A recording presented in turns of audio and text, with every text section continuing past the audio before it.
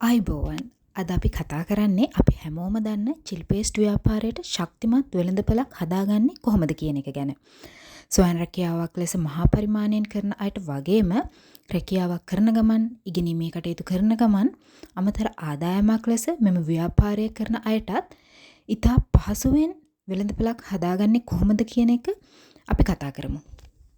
මිනිස්සුන්ගේ කැමැත්ත විවිධාකාරයි. ඉතින් ඒ අයට ගැළපෙන විදිහට අලුත් රසවලින් නිෂ්පාදන පෙළක් ඉදිරිපත් කිරීම හරිම වටිනවා. අපි බලමු ඒ කොහොමද කියලා.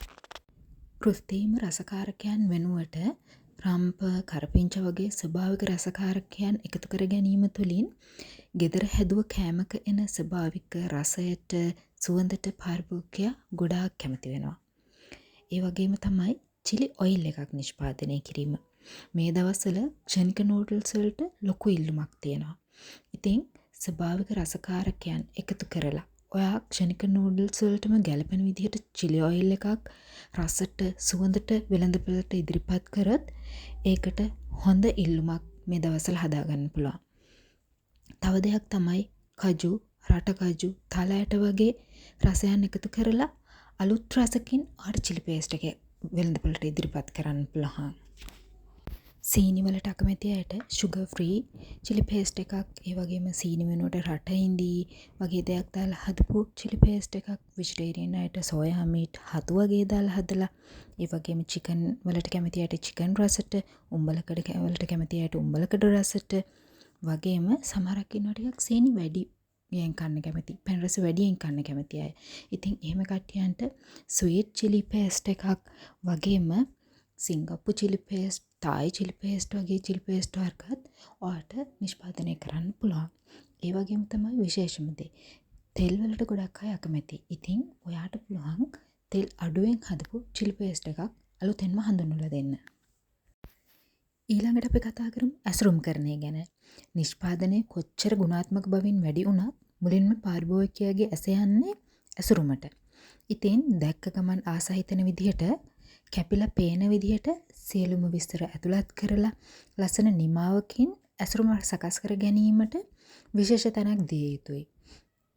ඒ වගේම ඔයාගේ chili paste එකේ යම් විශේෂ දෙයක් තියෙනවා නම්, උදාහරණයක් විදිහට කෘත්‍රිම රසකාරක කිසිවක් අඩංගු කරලා නැත්නම්, ඒ වගේ දෙයක් ඇසුරුම්කරණයේ ප්‍රදර්ශනය කිරීමත් ඉතාම වටිනවා. ඒ වගේම තමයි පාරිභෝගිකයාගේ කැමැත්ත, නිෂ්පාදනයේ මිල අනුව පාරිභෝගිකයාට තෝරා ගැනීමට පහසු වන විදිහට වීදුරු බෝතල් වල, ප්ලාස්ටික් කප් වල වගේම පොඩි පැකට්ස් විදිහටත් නිෂ්පාදනයේ වෙළඳපළට ඉදිරිපත් කිරීම සිදු කළ යුතුයි. ඊළඟට අපි බලමු මිල තීරණය කිරීම ගැන. මිල තීරණය කිරීමේදී වෙළඳපොලේ පවතින අනිකුත් නිෂ්පාදනයන්ගේ මිල ගැන සොයා බැලීමක් කර යුතුයි. ඒ වගේම ඔයාට ගිය වියදම් ගැනත් බලලා සාධාරණ මිලක් තීරණය කර යුතු වෙනවා.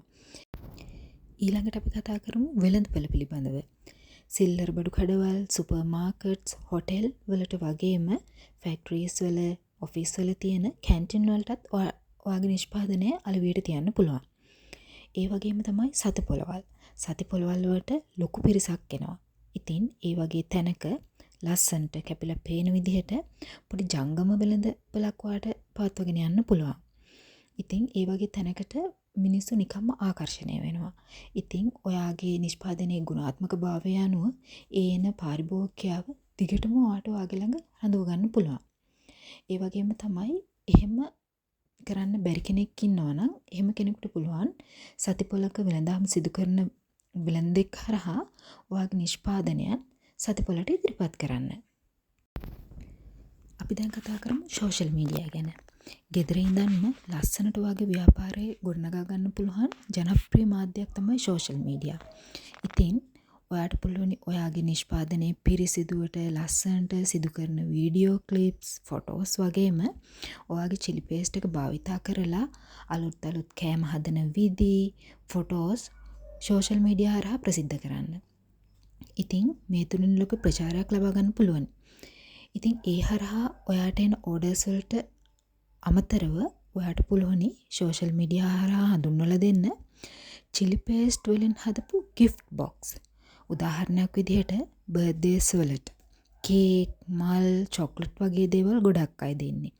ඉතින් ඔයාට පුළුවනි chili paste වර්ග වලින් ඒ අවස්ථාවට ගැලපෙන විදිහට gift box නිර්මාණය කරන්න. මොකද chili paste lovers ලා ගොඩාක් ඉන්නවා. ඉතින් ඔයා ඒ වැඩේ ලස්සනට කළොත් ඔයාට ලොකු orders ප්‍රමාණයක් ගන්න පුළුවන්. ඒ වගේම තමයි ඔයා හදන chili paste වර්ග ඔක්කොම එකතු කරලා sample box හඳුන්වලා දෙන්නත් ඔයාට පුළුවන්. ඒක එක එක රසයන් try කරන්න කැමති අයට ලොකු අවස්ථාවක්. ඉතින් මේ විදිහට පහසුවෙන් ඔයාට social media හරහා ලොකු පාරිභෝගිකයන් පිරිසක් අතරට යන්න පුළුවන්. කාර්යබහුලත්වයත් එක්ක කෙනෙක් ඉන්න පුළුවන් එළියට බහලා වෙළඳපොළක් හොයාගන්න අපහසු. ඒ වගේම social media හරහා වෙළඳපොළක් හොයාගන්න අපහසු. ඉතින් එහෙම අයට පුළුවනි මුලින්ම Taman අවට ඉන්න පිරිසට තම නිෂ්පාදනය හඳුන්වලා දෙන්න. උදාහරණයක් විදිහට ඔයා රැකියාවක් කරන කෙනෙක් නම් අධ්‍යාපන කටයුතු කරන කෙනෙක් නම් මුලින්ම ඔයාගේ ආයතනයේ අයට යාළුවන්ට නෑදෑයින්ට අසල්වැසියන්ට ඔයාගේ නිෂ්පාදනය පිළිබඳ දැනුවත් කරන්න. WhatsApp වගේ මාධ්‍යයක් කරා ඔයාට වගේ ඕඩර්ස් ලබා ගන්න පුළුවන්. ඉතින් ඔයා දෙන නිෂ්පාදනයේ ගුණාත්මක භාවය අනුව ඔයාට ඔයාගේ අවට ඉන්න පිරිස හරහා ඉක්මනටම ඔයාගේ නිෂ්පාදනය ව්‍යාප්ත කරගන්න පුළුවන්. මේ වීඩියෝ එක පුරා chili paste ව්‍යාපාරය ගැන ගොඩාක් දේවල් කතා කරා. ඉතින් ඒ සම්බන්ධව කිසියම් හෝ ගැටලුවක් තියෙනවා නම් කමෙන්ට් එකක් දාන්න. ඒ වගේම මේ වගේ තවත් අලුත් ව්‍යාපාර අදහස් දැන ගැනීමට අපිව subscribe කරලා තියාගන්න කියලාත් ඉල්ලන ගමන් ඔබට ජයග්‍රාහී දවසක්.